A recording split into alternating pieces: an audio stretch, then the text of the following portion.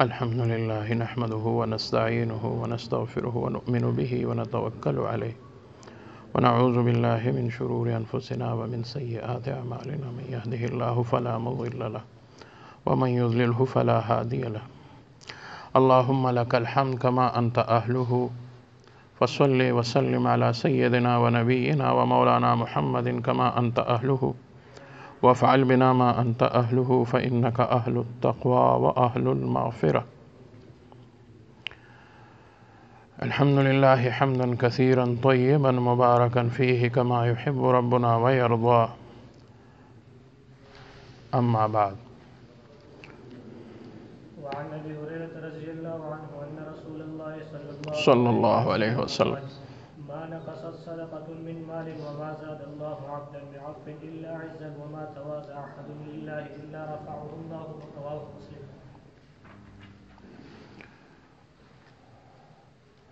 وعن أبي هريرة رضي الله تعالى عنه أن رسول الله صلى الله عليه وسلم قال: ما نقصت صدقة من مال وما زاد الله عبدا بعفو إلا عزا وما تواضع أحد لله إلا رفعه الله. دا روایت د حضرت سیدنا ابو هريره رضی الله تعالی عنہ نه روایت ده او حضرت ابو هريره رضی الله تعالی عنہ په صحابو کې جلیل القدر صحابي او په تعداد د روایاتو کې کثیر الروایات صحابي دي.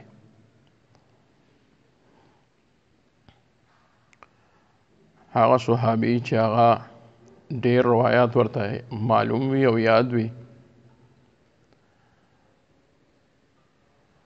او چې د 2000 نه ورته سیوا روایات یاد وي هغې ته مکثرین صحابه کرام وي. مکثرین په هغې کې په اول نمبر باندې حضرت ابو هريره رضی الله عنه دی.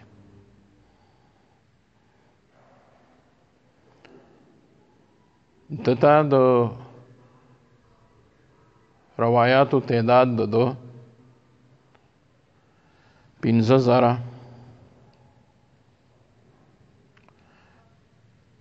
او 400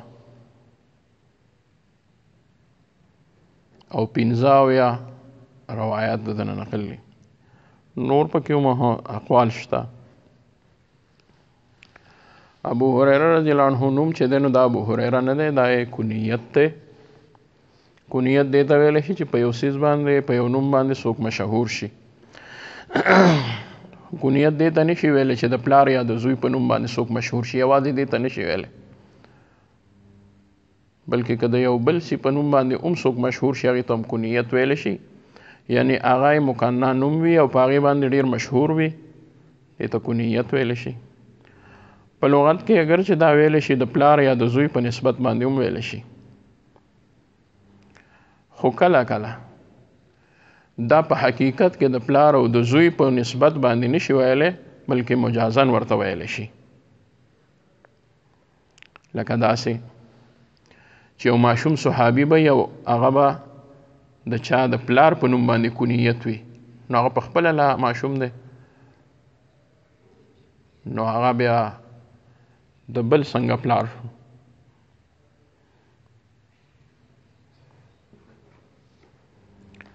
بیا هغه کنیت چې د ده وي نو هغه به ورته د څه وجې وي،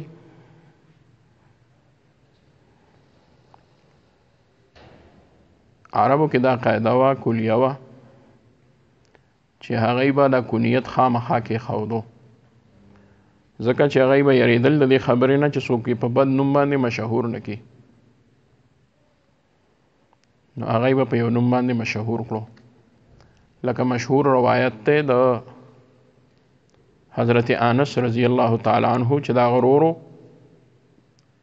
میرانه دا غنمو کنیت او ابا عمر خپل نومه نه دی معلوم، یا په بعضې روایاتو کې راغلی دی.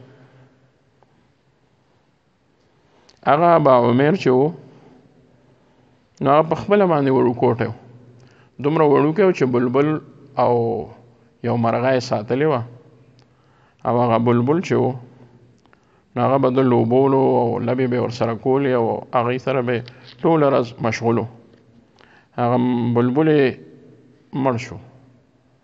نبي علیه السلام به چې کله هم حضرت انس صاحب دی په کور کې و نو د ابا عمیر سره به ټوکې کولې او د سره به خبرې کولې. بیا چې د دغه بلبل نه خبر شو چې هغه مړ دی نو بیا به ورته نبي علیه السلام د هغې متعلق خبرې کولې او تپوس به یې ترې کو، وی به یا ابا عمیر ما فعل النعیر، اے ابا عمیره بلبل دې څه وکړل، څنګه شه بلبل دی؟ هغه به او مړ شو. نو بیا دوم خفه نه و. شیخ صاحب رحمت الله علیه فرمایل وی د ده به هم دا انتظار و چې نبي علیه السلام به اوس بیا مانه د بلبل تپوس کوي.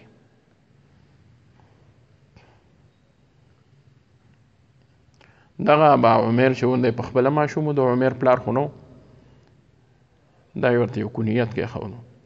یو ته معلومه دا شوه چې بنده بغیر د واده نه او بغیر د بچو نه هم ځان له یو کنیت نوم کېښودی شي، یو فرضي نوم کېدي، فرضي. بعضې زمونږ دوستانو علماو کې داسې شته چې هغوی داسې کړي دي چې هغوی ځان له د مخکې نه یو نوم ایښودی دی، کنیت، فرضي نوم ایښه. بیا چې واده کړی دی بیا یې هغه اکه نوم یې بیا بچي له ایښی دی، الله والا ورکړي دي بچي.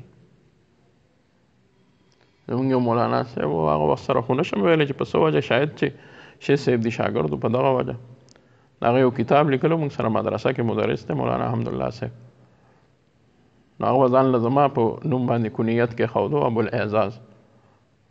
بیا یې بچی شو راته ښکاري، بیا یې نوم هم هغه له دغه ایښی دی. یو بل مولانا صاحب دی افریقا کې دی اوس، د هغه عامر نوم دی، مولانا عامر.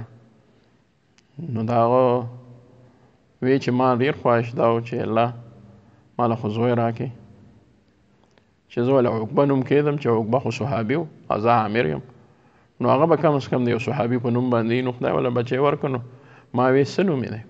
وی نور به یې څه نومي، عقبه به یې نومي، زه عامر یم، نو عقبه بن عامر به شي. نو ابو هریره نه معلومه دا شوه چې دا یوازې د چا ماشوم په نوم باندې بنده یا د یو بچي په نوم باندې یا د فرضي نوم باندې د انسان کنیت نشي کېښودی، بلکې د یو بل څیز په نوم باندې هم کېښودی شي، لکه ابو هریره. خو دغه ځای کې به بیا د هغې سره د پلار هغه نسبت نه راولو، بیا به هغه دکه شان وایو لکه بعضې خلک تنقید کوي العیاذ بالله چې ګوره ابو هریره نوم د پیشوګانو پلار. د دې به شیخ صاحب معنا کوله، د دې معنا دا نه ده چې پیشوګانو پلار دی، پیشوګانې بچي دي.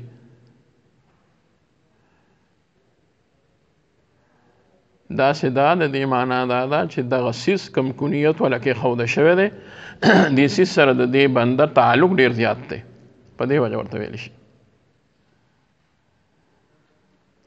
او خلک وایي هم څه خبره کوي، وایي لکه دا کار به هغه وکړي، وایي دا دې څوک راوستل؟ سړی ته څه کوې؟ ما درله داسې کس راوسته، د هغې کسانو سم پلار دی. څه مطلب؟ ماهر دی، د هغې نوم څه وه. یا لکه یو بل څیز وي چې ډېر ورسره لازم وي، نو د هغې په وجه ورته ویلی شي. شیخ صاحب خو به یې دا معنا کوله رحمه الله چې د دې ابو هریره معنا پښتو کې ګورې دا مه کوئ پیشوګانو پلار، ای د پیشوګانو سره لازمه، لکه چې هر وخت پلار بچو سره څنګه تعلق وي او هر وخت یې پې نظر وي، نو ستا هم دې پیشوګانو باندې هر وخت نظر دی، پیشوګانو سره لازم به هغه وي. وجه څه ده؟ د دې کنیت د کېښودو نبي علیه السلام وله دا ایښودلی.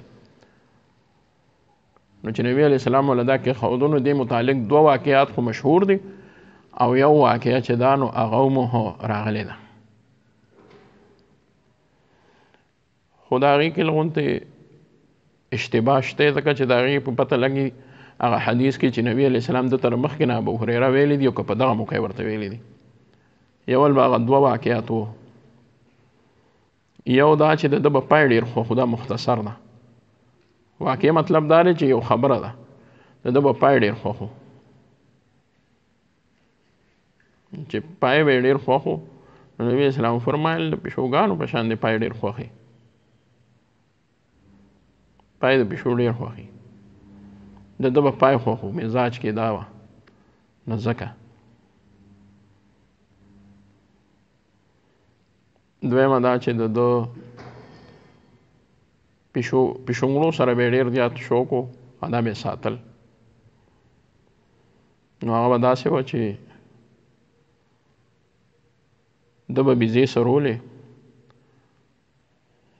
نو ده به پیشونګړي به ورسره نو هغه به بیا ده سره بیزو په سرولو وخت کې ګرځېدل را ګرځېدل چې کله به دی بیا واپس راتلو نو بیا به ناوخته و او پیشونګړي خو داسې وي چې کله یو پله ده وکړي کله بل پله ده وکړي نو ده به ځان سره د ده لوی لوی لستوڼي د کپ جامو نو ده به ځان سره پیشونګړي په هغې کې دکه شان غوټه کړل بیا به یې نیولي او پیشونګړي دي داسې وي داسې چې دی نه کرکه نه کوي بنده کرکه ترې نه کوي یعنې هم د دغه پیشونګړي هومره کوتری چې وي نو بنده ترې نه هغه دا نه چې یوازې چې کپړې پلیتوي هسې هم بنده خوند نه ورکوي او پیشونګړي نه نه کېږي پیشو نه هم نه کېږي بیا کتابونو کې راځي هم د هغې متعلق خبره به انشاءالله وکړو نو ده به هغه پیشونګړي کېنولي و ځان سره هغه لستوڼو کې به یې نیولي نو نبي اسلام فرمایل دا دې څه کړي دي پیشونګړو پلاره پیشونګړو سره لازمه هر وخت یې پیشونګړي بس په لستوڼو کې نیولې وي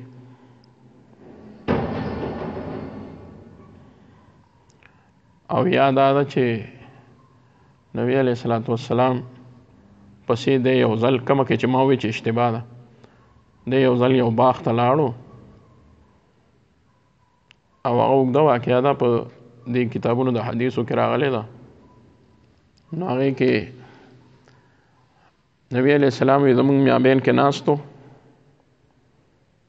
او یکدم پاسېدو ټول خلک پریشانه شو صحابه خو زه په هغې کې داسې ومه چې زه یوازې پریشانه نه شوم بلکې زه ویرېدم نو ما تکل د نبی علیه السلام د تلاش وکړو او زه راووتم یو باغ ته لاړم مفصل واقعه ده هغه باغ کې چې ما وکتل نو زما دا خیال راغی چې همدې کې به نبی علیه السلام خو د هغې دروازې چې کومې د تنبې وې د لرګو او د شپول هغه هم بندې وې او دیوالونه هم لوی وو شپلونه هم غټ وو هغې ته زه په یو نه شم تلی نو ما یو وړوکی غوندې نهر صحیح کړو د نهر هغه د لښتي هغه سورې د لښتي هغه سوري کې ما چې وکتل نو ما ویره دې کې به دننه ورشم هغه ډېر تنګ و نو حضرت ابو هریره رضی الله عنه فرمایي چې ما ځان نه لومبړ جوړ کړو لومبړ دا د هغه الفاظ دی نو بس زه په هغې کې وردننه شم ځان مې نری کړو نورم او وسې هم دکه شان لوږه وه ډېره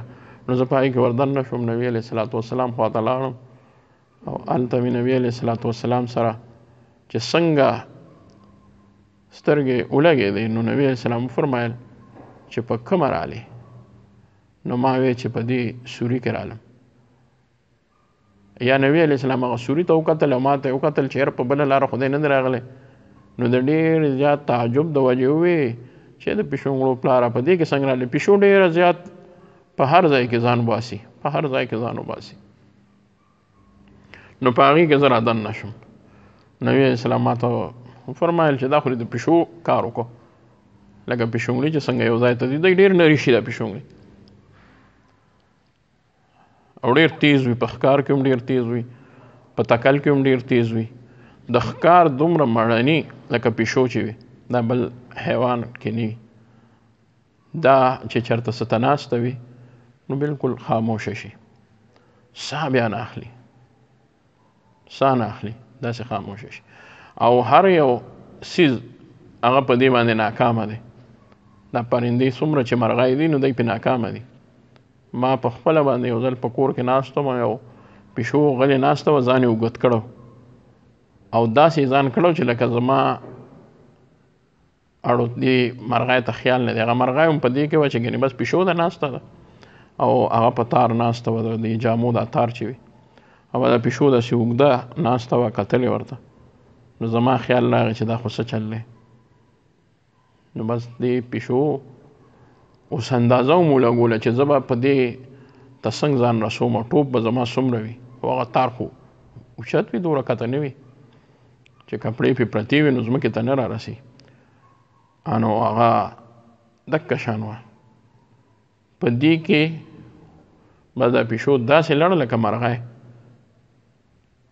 او بس هغه دومره نه ښایسته وه چې هغې مرغۍ ورته راوړکو نو هغه مرغۍ په دې خوله کې راواغسته، راکوزه شوه، ویې تښتوله او پسته وي، پوس وجود یې نو څه کېږي هم نه. په دې مرغو کې یو کارغه ډېر ښکاري دی، هغه مې لیدلی دی یو ځل. داسې وه چې یو ځل په دې غټو تارونو دی ناست وي. هغه بله ورځ مې خیال کو په تارونو باندې کارغه ناست و، نو مې الله دې مرغو له په دې خپو کې وینه نه ده ورکړې، دی ول هم د دې 11,000 لین د وجې نه ده ورکړې چې دا مخلوق خو به دا لینونه جوړوي او دی سره خو نور څه انتظام نشته چې دې ته ربړونه واچوي، خو راشه دې مرغو له باړو په خپو کې وینه نه پیدا کوم. اوس سړی حیران شي، خپې دي چې خوځي نو بې وینې نه خوځي، زمونږ د خپو نه دی الله نه کړي د چا وینې لړه شي ختم شي نو بس مړهو شي بیا ختم شي که نه. دا کله کله بنده د خپه لاندې راشي نو وایي خپه مې دغه شوه، اوده شوه، نو اوده څه شي چال ورته دغه کم شي که نه، د وینې ختم شي، نو هغه بیا سپوڼې او د هغې ګوره بې وینې خپې دي او بس هغه هېڅ نه کوي. دا هم د دې تارونو نه د وجې الله تعالی په خپو کې وینه نه ده اچولی. قدرتونو خاوند دی، که انسان الوتنو د ده هم په خپو کې وینه نه وه، ده له یې څه ورکړي دي، مرغه له یې څه ورکړي دي. نو هغه کارغه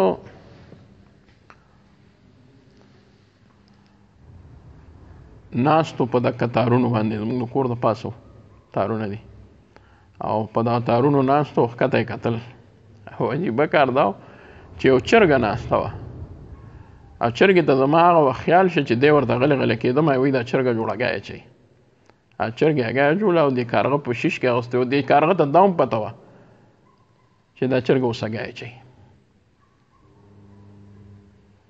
چرګې چې څنګه هګۍ واچوله دا بیا راغلی نه پاسې ځان وڅنډې، او چې چرګې هګۍ واچوله او هغه پاسېده او دا کارغه داسې را خوشه شه لکه غشی چې راشي، او پکې دا هم نه وه چې ګنې کیني ورته او هغه ماته کي.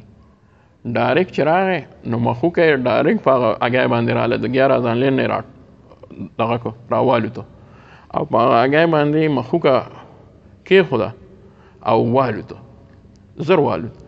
زر عالم چې هګۍ مې وکتله چرګې په هغې کې داسې څه نه و چې زه وایم که ډاکټران دې ورته اړم کړو په سرنجانو به داسې هغه راکابونه کړي او هغه به رانښ کړي، هغه څنګه چې ده په مخوکه باندې هغه ټول هېڅ پکې نه و چې ما هګۍ داسې الټه کړه، هغې هغه پوستکی نو څاڅکې ترې هم لا نه وړه، هېڅ ترې نه پاتې شوي. مې ظالم به چې غټ سرنج دی، هغه بلکل مستقل راښکله.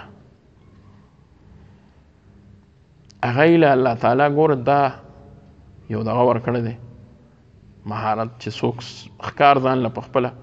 اوس که د هغې زمونږ حال وی زمونږ په شان نو ټول به وږي وو، ځکه نه به یې نوکري وه، نه به یې مزدوري وه، نه به یې نور څه، نه به یې نور څه. هغې الله تعالی داسې کړل چې ځان له په خپله باندې رزق هغه تلاش کوي، هغې کې د دې هغه ماده واچوله، او چې څوک چې مور یې خیال نه ساتي نو الله تعالی وله خپل شعور ورکړه، خپو کې وله طاقت واچو. ماشوم تر څومره وخته پورې، تر کال یو نیم کاله پورې هغه چې دی نو هغه په خپل دغه کې نی، بیا چې ډېر وخت تیر شي هم په خپل ځان له په خپله څه نشي کولی. او د ځناور نه چې پیدا شي حیوانات، غوا میخه شوه، خره شوه، اسپه شوه، هر شی چې وي، نو بس هغې لګیا شي او هغې په هغه وخت باندې ودرېږي او د مور دا تی ورته معلوم وي او هغې له ځي او بس د هغې نه پیس کړي. الله تعالی ورله داسې یو انتظام برابر کړی دی. حیات الحیوان یو کتاب دی، ډېر عجیب کتاب دی، د حیواناتو باره کې پکې ډېرې خبرې دي. هغې څه عجیب عجیب اقوال لیکلي دي. یو خبره یې دا لیکلې ده چې د کارغه دا بچی چې وي نو هر کارغه بچی چې وي نو دی په اول کې تور نه وي، دی بیا دا وروسته کې تور شي. اوس دا الله ته معلومه ده چې دا اولنی کارغه الله تور پیدا کړی دی که سپین، خو دومره ده چې دا بچی وي تور نه وي سپین وي. او معلومول یې ځکه ګران دي چې د ټولو نه اوچته جاله چې وي نو هغه د څه وي د کارغه وي. د ډېر زیات په مرغو کې د دومره یریدونکې او ډرپوکه مرغۍ بله نشته او د دومره مختاطه مرغۍ هم بله نشته او د ده په شان مرداره مرغۍ هم بله نشته.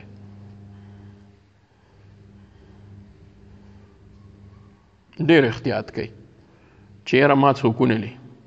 دا انسانانو نه اوس دا د ډېر احتیاط د وجې کارغان جوړ شوي دي، څه شته نه احتیاط. بل احتیاط چې سنت دی نو هغه دغه احتیاط نه دی چې جومات ته مه راځه او بس وایي چې هسې نه چې مړ شم هسې نه چې مړ شم. احتیاط به تر دې حده کوي چې ګاډی را روان دی نو چا ویلي دي چې یاره مړه راځه دی به مې څه ووایي، زما په خدای یقین دی دی به مې نه مړی او خو اوسپنې دي چې راشي در باندې مړی به. نبي علیه السلام وفرمایل صحابي ته وی ته رالې وي او په څه باندې وي په اس باندې وی اس دې څه کوي الله ته مې پرېښودو توکل علی الله په بنا باندې ما هغه د الله حواله کړه. وی ګوډه دې وله وتړله اوښه وه اوښه وی نه یا رسول الله ما خو بس دکه شان پرېښود الله. نبي اسلام فرمایل یو وله ګوډه وتړه بیا یې الله ته حواله کړه. مونږ د مرض دوران کې دکې خبرې له زور ورکوو چې څوک دا وایي چې یاره دا احتیاط ځکه پکار دی. نبي علیه السلام هغه ته ووایي چې اول وله ګوډه وتړه نو ورپسې څه ووایي بیا یې څه وکړه الله ته یې حواله کړه. نو دا دویمه خبره ترې ختموي. مونږ څه وو چې کوم احتیاطي تدابیر دي نو هغه وکړه، خو یقین به د چا په ذات ساتو د الله. دویمه دا به نه و چې ما به دا ماسک ما به دا دستانې ما به دا ډیټول ما به دا دوايانې ما به دا کمرو کې دننه بندېدل دا به مې بچ کوي، بلکې دا به الله زما په ذهن کې چې د دې په وجه باندې به الله رب العزت زما نیټه نی برابر کړي زما حفاظت به کوي. خو که چېرې الله زما نیټه برابر کړي نو زه دننه په کمرو کې دننه هم د هغې نه نشم بچ کېدی. دا به هم یقین ورسره ساتي ځکه هلته یقین کمزوری کېږي. هغه یو شهزاده چارلس دی که سر هغه پې ناجوړه شوی دی نو ما یې دی ته ویې ما یې دا خو ما دی خو هسې هم نه میلاویږي او ما ده باندې خو به بالله پیرې ولاړې وي او ما دی به دننه دوره دی بیمار شو. معلومه شوه چې الله بیمارو نو اوس هغه وایرس ده ته چا مریض پرېښودو یا دی چا مریض سره میلاو خو الله تعالی بیمارو. دغه شان مرګ هم دی. الله فرمایي انما کنتم یدرککم الموت ولو کنتم فی بروج مشیده. اینما کنتم په تاسو ځکه وي چې اینما کنتم الله فرمایي چېرته هم چې تاسو یې یدرککم الموت لټی به مو مرګ به در پسې ګرځي مرګ به در پسې ګرځي او مرګ به مو ګوري پاتې کېدی ته نه شي. د یو په ځای بل مرګ چې دی نو هغه نه رانیسي. مرګ یې د یو په ځای باندې بل نه خوښوي. حضرت علیه السلام ته چې څوک حواله شوي هغه به هغه پسې ځي. پلار په ځای زوی نه مړی د زوی په ځای پلار نه مړی. دا خو دا خلک هسې وایي نه که نه وایي دی دې نه مړېږي زه دې مړ شم. البته علما د دې په ځای یو دعا کوي یا الله که زما حصه ژوند ته ورکې او برکت چې د پلانکي عالم له په ژوند کې برکت واچو زما د ژوند. او شیخ صاحب رحمت الله علیه د یو عالم په غم کې ویلو د صدر صاحب د زروبای ما ته یاد چاوي وي مونږ خو خو هغه وخت کې 2-3 کالو وو. وی شیخ صاحب په تقریر کې ووی چې که چا ژوند ورکو بل چاله او د الله نه غوښته چې الله زما ژوندله ورکړي خو دا قانون د الله نه دی نو ما به خپل ژوند صدر صاحب له ورکړی ځکه د ده نه ډېره لوی خیر خورېده. خو دا نه کېږي داسې. خلک څه وایي وایي راغلی مرګ د ده چې هغه ماله راکړې. یو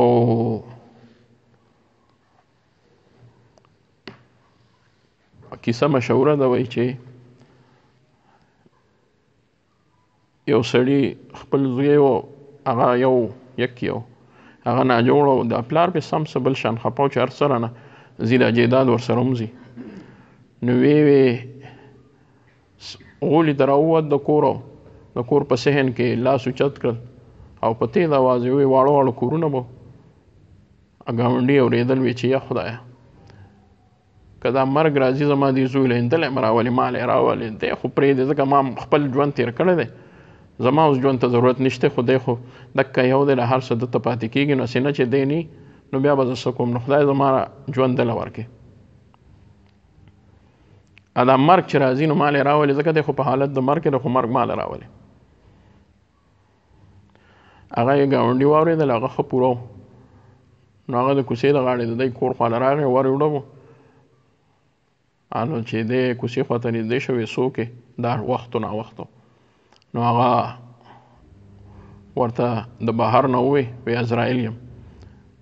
نو ده خو دا سوچ وکړه چې مرګ چاله نه دی راغلی، کیدای شي دی داسې راځي ور به بند وي، نو دی به په دې ور راته. نو ده وی چې دا څه وشو، دا خو عزرایل دی او ما خو سوال کړی دی، که دا قبول شوی نو هسې نه چې ما د مرغوټ نه ونیسئ. نو ده وی ور درته کولاوم، خو عزرایل وروره روغ رنځور ګوره ګورې زه مې رنځور دی، ما ویلی دی خو په خپله خبره ټینګ نه یم. او زمونږ والدې ډېر دا متل کو، عزرایل وروره روغ رنځور ګوره.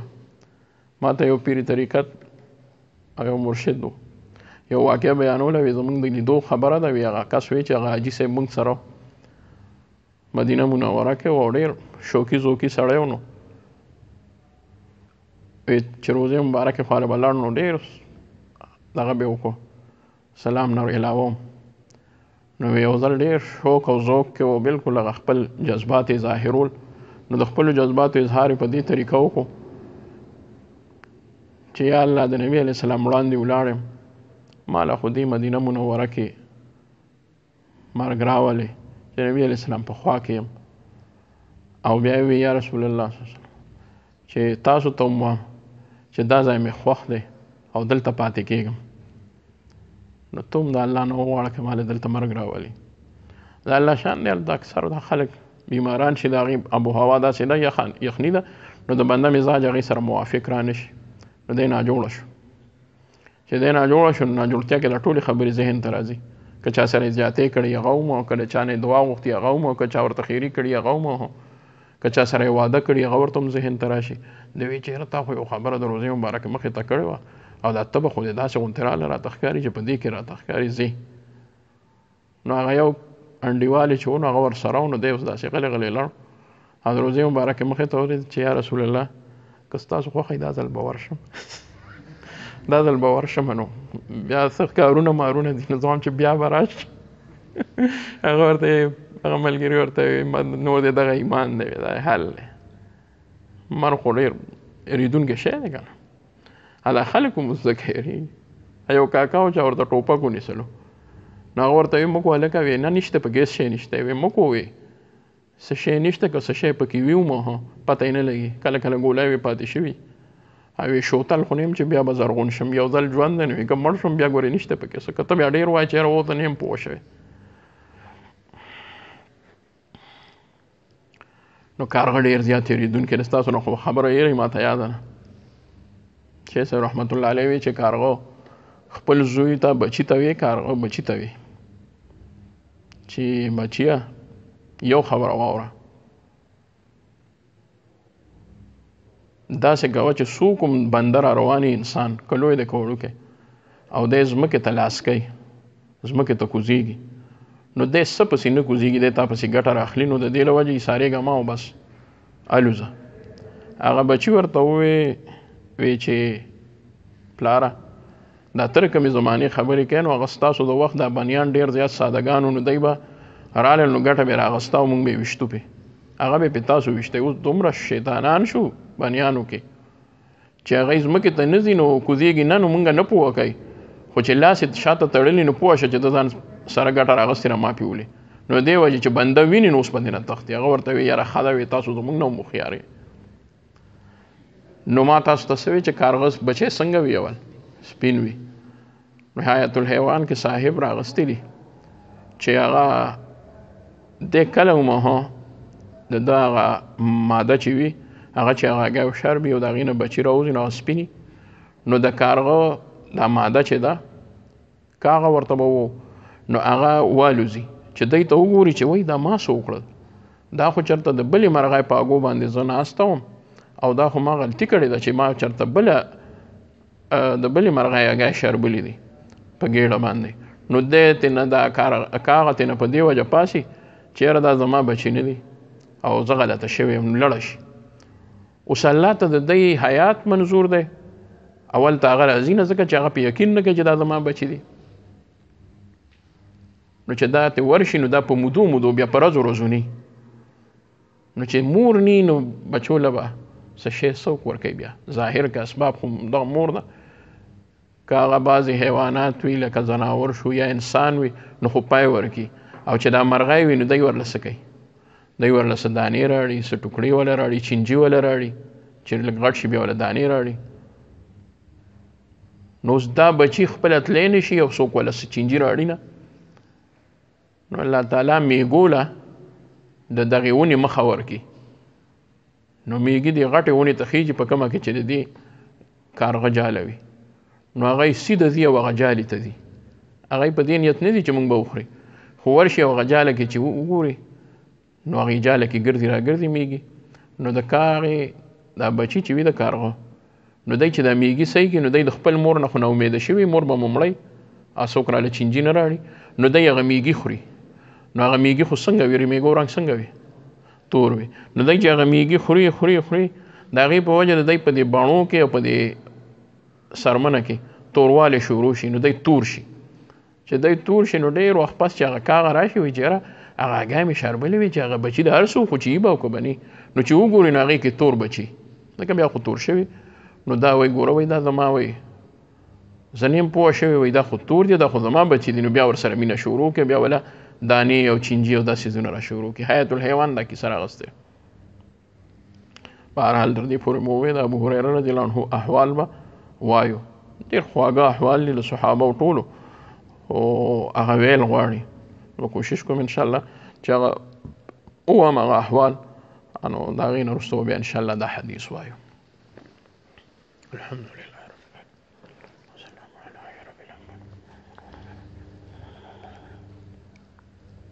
صلی الله